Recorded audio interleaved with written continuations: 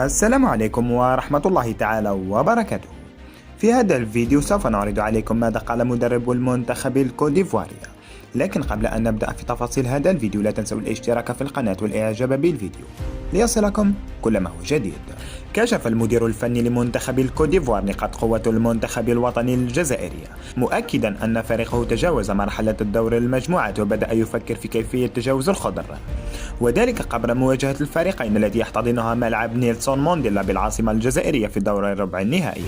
وأشار المدير الفني للمنتخب الكوديفواري في المؤتمر الصحفي الخاص بالحديث عن المباراة إلى أن الكرة الثابتة والدفاع الجيد تعد أبرز نقاط قوة المنتخب الوطني الجزائري، موضحا: سنواجه منتخبا قويا بإحصائيات جيدة، سجل 3 أهداف ولم يتلقى أي هدف. منتخب الجزائر قوي ويدافع بطريقة جيدة، والكرات الثابتة تعد أبرز نقاط قوته.